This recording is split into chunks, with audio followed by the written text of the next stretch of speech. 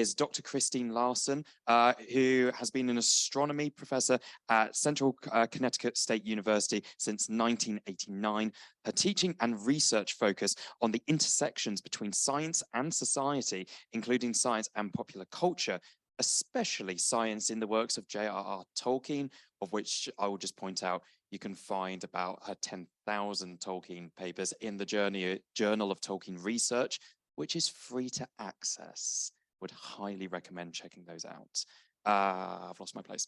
She is the author of books Stephen Hawking, a biography, Cosmology 101, The Women Who Popularized Geology in the 19th Century. I think I need to buy that one. Particle Panic, and Science, Technology, and Magic in The Witcher, which has already come out. It's not forthcoming. It's already come out. Congratulations. Second book. Okay, so we have sorry, Eric, did you have the clicker? Eric, where's the clicker? You're super. Okay, Kristine, over to you. All right, next slide, please. And on fairy stories, Tolkien names death, quote, the oldest and deepest desire, the great escape. Tolkien is not engaging in hyperbole here, as the quest for immortality is central to the oldest epic, the Sumerian tale of Gilgamesh. From the youth-restoring sea plant that Gilgamesh loses to the snake, to the legendary Fountain of Youth, Dorian Gray's portrait, to Victor Frankenstein's creation, humanity has repeatedly appealed to technology to fight the natural temporal failings of the flesh. In Tolkien's words, quote, all this stuff is mainly concerned with fall, mortality, and the machine. He will rebel against the laws of the creator, especially against mortality. Both of these, alone or together, will lead to a desire for power, for making the will more quickly effective, and so to the machine or magic, unquote. As Patrick Curry reflects, quote, in Middle-earth, any desperate attempt to conquer death through magic not only fails, but destroys life along the way. Next slide. English evolutionary biologist and eugenicist Julian Huxley coined the term transhumanism in 1951 for the potential transcendence of the entire human species, quote, by realizing new possibilities of and for his human nature. The term was afterwards adopted to describe the use of genetic engineering, artificial intelligence, and cybernetics to enhance humanity, a process that may eventually lead to the creation of a new post-human species. We can observe the seeds of transhumanism planted in the earliest science fiction, for example, Mary Shelley's Frankenstein. Transhumanism rejects the natural state of humanity in favor of technological enhancements. Therefore, an ecocritical lens, investigating the relationship between humanity and the natural world, is useful in analyzing the limitations and pitfalls of transhumanist points of view. My paper will investigate transhumanist themes and ecocritical lessons from the fall of the Númenóreans. Next slide. David Hogan and Mark Clarfield argue that The Lord of the Rings can be viewed, quote, as a response to an agenda of eugenics and human bioengineering to speed up human evolution, proposed by, among others, J.B.S. Haldane and Olaf Stapledon, who they call precursors of the transhumanists of our day. In Daedalus, or Science in the Future, 1924, Cambridge biochemist Haldane offers that once disease has been eradicated, death will become similar to sleep. He argues that, quote, a gentle decline into the grave at the end of a completed life's work will largely do away with a widespread feeling that most lives are incomplete, suggesting that we will accept our mortality once our lives are of some unnamed sufficient length. In his later essay, The Last Judgment, where he focuses on a species-level immortality and how it might be achieved by outliving our planet, he includes a science fiction story in which anthropogenic technological changes to the environment forced humanity to turn to technology to save it. Genetic engineering of a new species of transhumans who can exist on Venus, which has likewise been artificially modified to meet their altered biological needs. Now contrast this artificial, intentional evolution of humanity through technology to the natural evolution of the hobbits, noted in the prologue to The Lord of the Rings. Not only from some common ancestor with humans, but hobbits as a species, having, quote, dwindled, they say, and in ancient days they were taller. Next slide. We may be tempted to draw a parallel between the disease-free humans of Daedalus, who accept their extended yet limited lifespan, with Aragorn, who, quote, like a good Númenórean, died of free will when he felt it was his time to do so. He even offers to Arwen, quote, now therefore I will sleep. But the important difference is that Haldane's long-evil transhumans still suffer a gentle decline, whereas Aragorn releases his life before he would, quote, wither and fall. There is no decline, gentle or otherwise. Next slide. In A Question of Time, Verlin Flieger gives a detailed overview of the influence of engineer J.W. Dunn's 1927 work, An Experiment with Time, on Tolkien and C.S. Lewis, as well as the influence of Stapledon's Last and First Men. Dunn posited the ability to travel in time in dreams, while Stapledon's fiction features time travel into the past and across the solar system through dreamlike trances. Stapledon's novels were openly referenced by both Tolkien and Lewis, and his mythos follows the history of humanity over 2 billion years into the future, continually using genetic and planetary engineering to fight against natural disasters that threaten extinction. While the death of humanity as a whole is to be avoided at all costs, Stapledon extols the virtues of accepting one's individual inevitable demise and warns against the foolishness of grasping at individual immortality. Next slide. C.S. Lewis explained in a 1938 letter that he was spurred to write Out of the Silent Planet by Stapledon's Last and First Men and Haldane's essays. And he accused both men of having the same, quote, desperately immoral outlook that he wrote into the space trilogy's corrupt scientist Weston.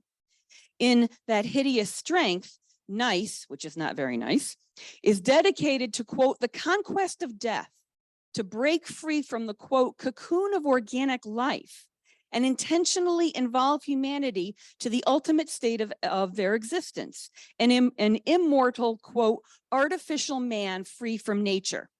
In their efforts to utilize technology to unnaturally extend their lives, and they hoped eventually conquer death, the Númenóreans, and if you can see a parallel here, they have a parallel in the end goal that the scientists had of Nice. They too wanted to conquest after death. Now, Lewis's comment concerning, quote, an artificial man free from nature is particularly interesting. Helena Fader reflects that our embrace of extreme technological innovations can be read as a response to what she calls, quote, culture's terror of nature's agency. This concept of nature's agency is central to Tolkien's works. Christopher Roman points to Tolkien's, quote, very real landscapes that can manipulate and be manipulated, something that transforms and changes. It is this inherent power in nature that complicates the relationship between man and nature in Middle Earth. Because, as Tolkien himself warned, quote, power is an ominous and sinister word in these tales. Verlin Flieger describes this as a paradox in which, quote, civilization and nature are at undeclared war with each other. To make a place for itself, humankind will tame a wilderness whose destruction and eventual eradication, however gradual, is at once an inevitable consequence and an irreparable loss. Similarly, Fader explains that, quote, the drive for technological innovation may be seen as an extension of or reaction to this horror at nature's power, but warns that while attempts to control nature through technology try to, quote, keep entropy at bay, it may also become its servant. In other words, technological attempts to thwart decline, disaster, and death may actually hasten it in the end. Just ask the Númenóreans. Next slide. Ecocriticism of the Númenóreans often focuses on the mass deforestation of Middle Earth blamed on their fleet building, most notably is referenced in the essays The Port of Laundaire and Dwarves and Men. Now, the first blames the loss of the vast and almost continuous forests largely on the operations of Tar Aldarion, the Mariner King, and his, quote, great hunger for timber, desiring to make Númenor into a great power. His felling of trees in Númenor had caused great dissensions. Over time, quote, the devastation wrought by the Númenóreans was incalculable because the majority of their lumber is said to have come from Middle-earth. The essay Dwarves and Men adds, quote, that many of the forest dwellers of the shorelands became bitter enemies of the Númenóreans because of their ruthless treatment and their devastation of the forests. However, Katrine Hjulstad demonstrates that earlier in Númenor's history, Aldarion proved that he could conduct sustainable forestry. So his work should not have caused any massive deforestation. The problem comes about 6 centuries later, when Tar Curiatin, the 12th ruler of the island nation, comes to the throne and builds a great fleet of royal ships. And this is when, as we've heard, his servants start plundering the metals and gems and oppressing the men of Middle-earth. It is these oppressive occupation policies that ultimately lead to the mass deforestation. Aldarion was not himself the cause of the destruction, but the works he began, unfortunately, were, as the trees were increasingly seen merely as a tool of technology. The neglect of nature is one important downward step for the Númenóreans. In their eventual open rejection of their mortal nature, they succumb to a vain transhumanist lust for physical immortality, denying their natural state and instead embrace technology in the form of ungodly alchemical experiments. Next slide. While this fall happened over many centuries, as we've heard, the seeds were planted from the initial days of the island. The essay, Lives of the Númenóreans, published in the Nature of Middle-earth, explains that, quote, long life and peace were the two things that the Edain asked for when the Valar offered them the reward after the fall of Thangorodrim. Now, peace can be interpreted as 2 very different ways here. A military peace, which the Valar granted for a time with the defeat of Morgoth, and the peace that ultimately proved more elusive, peace with their mortality. For while the same essay notes that Elros died or resigned life at about age 500, most Númenóreans would die, whether by free resignation or not, somewhere within 350 to 400 years. Tolkien is also clear as to what this long lifespan entails. They did not feel the weariness of the world until they reached this age, but how long they might have lived on into decrepitude if they had clung to life wasn't known, because at this point they did not do so. Now, Tolkien is careful to distinguish the fact that this, quote, clinging to life, and so in the end dying perforce and involuntarily, was one of the changes brought about by the shadow and the rebellion of the Númenóreans. And this initially appeared in the 14th generation, that is, after the death of Tar Antanamir, the son of Tar Curiatin.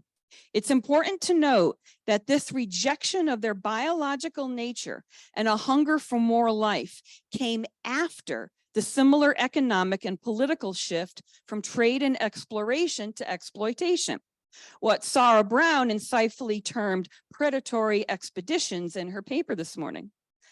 First, they sought power over the natural environment, and then they sought power over their own physical nature. I'm suggesting that this ordered connection between a degraded environment in terms of deforestation and the unnatural rejection of death is not accidental, but very symptomatic of their overall fall.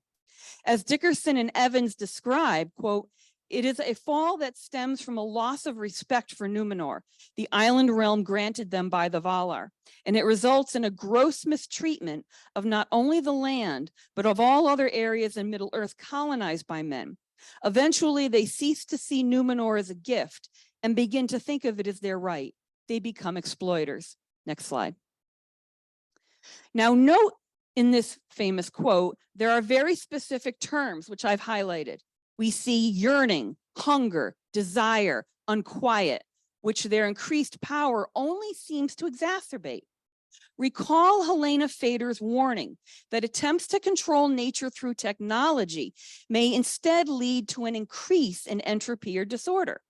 But rather than recognize the self-destructive nature of the path they have embarked on, the Númenóreans instead increase their unnatural embrace of technology, especially in the service of achieving transhumanism, of going beyond their human nature. Next slide. Another famous quote, and again, I've highlighted some words here from the Akallabêth. You see words associated with technology: delayed, labored unceasingly, prolonging, preserving. And note that it is always set into motion by fear. Next slide. Dickerson and Evans remind us that in Tolkien's secondary world, quote, some of the most telling symbolism of moral and ethical failure involves images of death and destruction of the natural world. For example, the fate of Nimloth, the white tree of Númenor.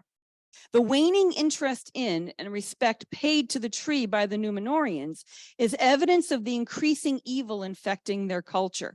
It is therefore deeply symbolic that Sauron urges Ar-Pharazôn to cut down the tree. As a memorial of the Eldar and the light of Valinor, its destruction is an irrevocable sign of the Númenóreans' rebuke of their relationship with the Blessed Lands, and with it, a rejection of the gift of Eru and of rejection of their mortal nature. Next slide. Tolkien recognizes in one of his author notes that the tale of Adenel, the story of early humans' decline into Melkor worship, has significant parallels to the Akallabêth. Tolkien is clear about the reason for the initial fall of humanity in Middle-earth. They desired to acquire knowledge too quickly, disobeying the limits set upon them by their creator. According to the legend, the punishment meted out for this disobedience was either the beginning of their mortality or a great shortening of their lifespans. In either case, we see a deep-rooted tradition among humans denying their current mortal lifespans to be their true nature. As such, it provides a justification for trying to fix the problem through knowledge and technology. A second fall related to mortality is recounted in Akallabêth, whereas Dimitri Fimi points out, the lifespan of the Númenóreans starts to diminish when they, quote, began to long for immortality as a sign of the withdrawal of the favor of the Valar. In Appendix A of The Lord of the Rings, it is explained that Tar-Antanamar was the first king to claim, quote, the life of the Eldar was his by right. Thus the shadow deepened and the thought of death darkened the hearts of men. The essay Lives of the Númenóreans confirms this, explaining how the unnatural clinging to life by the Númenóreans is concomitant with a, quote, shrinking of their natural lifespan, both of which appear again in the 14th generation, that is, after the death of Tar-Antanamar, after the colonization, after the deforestation. As previously noted, they turned to technology in the hopes of not only reversing the trend of their shrinking lifespans, but further expanding their lifespans beyond previous generations had enjoyed, but to no avail. The same was true of their desperate attempt to sacrifice to Melkor. Indeed, it resulted in even further reductions in the lifespan of many. Next slide. The third fall of the Númenóreans, specifically of the descendants of the faithful who escaped the destruction of the island, predictably came. As Faramir explains to Frodo of his ancestors in Gondor, quote, death was ever present because the Númenóreans, still as they had in their old kingdom and so lost it, hungered after endless life unchanging. And we all know that they tried to use technology to fix it. They clung to technology, their false god, which had failed them, as it had their ancestors and their ancestors before them. Next slide. Transhumanist philosopher Nick Bostrom argues that, quote, the human desire to acquire new capacities is as ancient as our species itself. There is a tendency in at least some individuals to always search for a way around every obstacle and limitation to human life and happiness. Now, this is certainly true of the humans in Middle-earth. However, Tolkien is quite clear in the intended lesson from the Edain's attempt at transhumanism. As he famously reflected in a 1944 letter to his son Christopher, there is a great tragedy and despair of all machinery laid bare. Labor-saving machinery only creates endless and worse labor. And in addition to this fundamental disability of a creature is added the fall, which makes our devices not only fail of their desire, but turn to new and horrible evil. And last slide. Patrick Curry reflects, quote, all leading transhumanists are terrified of death. So their ultimate ideal also requires replacing organic parts and sophisticated technology and mental functions with advanced software. The result, we are assured, turns mere humans into immortal cyborgs. But this comes only at the utter rejection of our basic organic human nature, a cost that Tolkien clearly argues is both foolhardy and morally bankrupt. As Patrick Curry thoughtfully ends his essay, who here is the fantasist and who is the realist?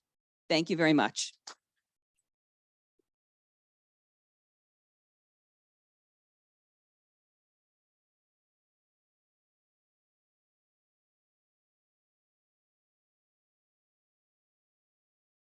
Hello. Oh, yeah. Wow. No sleep. I flew over from the pond last night. I haven't been to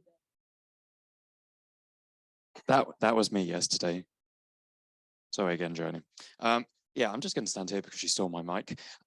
Okay, phenomenal. Thank you. Also, just going to point out, Kristine is also our keynote speaker for Oxenmoot 50 this year. One of the keynotes. Sorry. I'm getting stared at from the back. But yeah, you know, support. Okay, super. So let's jump straight into some questions. I'm going to be back. We have a second. Do you mind doing? Yeah, super. Okay.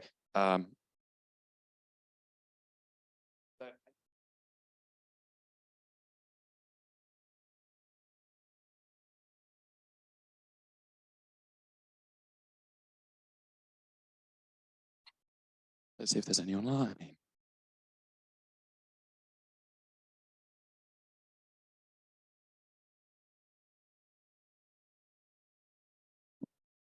You've stunned everyone. Honestly, the amount of papers that have been, papers that have stunned our audiences today is incredible. Anyway, just behind you. Kristine, thank you for another great paper. I was wondering when you talked about Númenor, you know, in the Lord of the Rings, the way Denethor and Saruman actually used the Palantiri, thinking that they're going to be okay with it. Do you think that we can link this to transhumanism, because it could be seen as some kind of technology that actually takes over? I think that there are many, you could spend a whole lot of time just looking at the Númenóreans and their descendants and how they always thought that technology was going to be their way out. And it always comes back to bite them at the end. And they never learn the lesson. Never. Thank you so much. Amazing paper. I was really interested in the Last and First Men and how, because what's interesting in that story, because it is about men kind of evolving over many, many millions of years, and they become big brains and all of that. So it's interesting because that's so much more about evolving instead of trying to replace in a way. But the thing about Stapledon's novel is that there is natural evolution, but then there is this intentional genetic engineering in the novel. So you've got those two competing things, and the way that Stapledon depicts both of them, and there's also a genocide on Venus, because we need a place to go because the moon's going to crash into the earth. So, oh, Venus looks nice. Oh, there's already somebody living there. Who cares? So sorry for you. So you've got, again, this indigenous population that gets wiped off the map, and there's a lot to it.